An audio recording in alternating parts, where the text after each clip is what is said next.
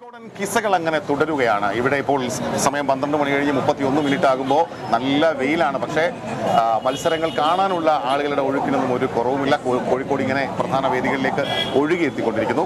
അതിൽ തന്നെ ഏറ്റവും പ്രധാനപ്പെട്ട മത്സരങ്ങൾ ഒന്ന് നാടോടി നൃത്ത മത്സരം.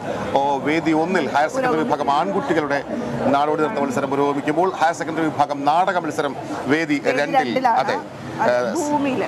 ഭൂമിയിൽ പുരോഗമിക്കുന്നു. അതേസമയം വേദി 3-ൽ നടന്നുകൊണ്ടിരുന്ന മത്സരം ഹയർ സെക്കൻഡറി വിഭാഗം പെൺകുട്ടികളുടെ മോഹിനിയാട്ട മത്സരമാണ്. മോഹിനിമാരിൽ ഒരാളെ നമ്മൾ തപ്പിയെടുത്തിട്ടുണ്ട്. ആവണി സുരേഷാണ് ആ മോഹിനി. അപ്പോൾ ആവണിയുടെ വിശേഷങ്ങളാണ് നമുക്ക് കേൾക്കേണ്ടത്. ആവണി, വെൽക്കം. ഞാൻ സെന്റ് മേരീസ് കൂടത്തായി. താമരശ്ശേരി.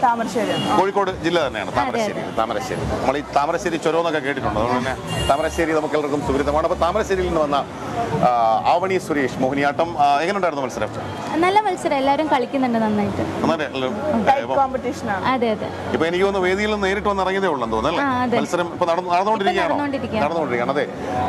വേദി 3-ൽ മോഹിനിയാട്ട മത്സരം പുരോഗമിച്ചുകൊണ്ടിരിക്കുമ്പോൾ പെർഫോമൻസ് കഴിഞ്ഞ് നമ്മുടെ പവലിയനിലേക്ക് എത്തിയ ആവണി സുരേഷ്. അവരുടെ പെർഫോമൻസ് ഞാൻ LKG തൊട്ട് പഠിക്കുന്നുണ്ട്. ആദ്യമാണോ സ്റ്റേറ്റ് ലെവലിൽ വരുന്നത്? ഞാൻ CBSE സ്റ്റേറ്റ് ലെവൽ വരെ പോയിട്ടുണ്ട്. 10th വരെ CBSE ആയിരുന്നു. +1 തൊട്ട് സ്റ്റേറ്റിലേക്ക് മാറിയത്. അതെ, നമുക്ക് പാട്ടും മേളവും ഒന്ന് തുടങ്ങിയാൽ നമുക്ക് ആവണിയുടെ ചെറിയൊരു പെർഫോമൻസിലേക്ക് പോകാം.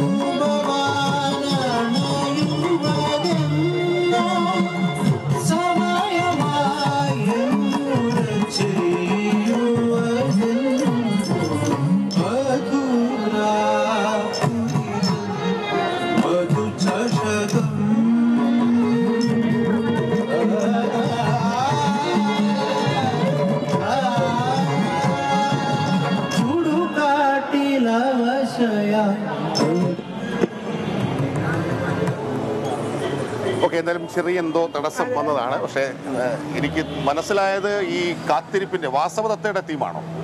അതെ. അപ്പോൾ വാസവദത്ത കാത്തിരിക്കുന്നു. അതെ, സമയമായില്ല പോലും എന്ന് പറഞ്ഞു. ഓക്കെ. അപ്പോൾ നമ്മൾ ആവണിയുടെ വിശേഷങ്ങൾ കേൾക്കുന്നു. അപ്പോൾ ആരാണ് ആവണിയെ പഠിപ്പിക്കുന്നതൊക്കെ?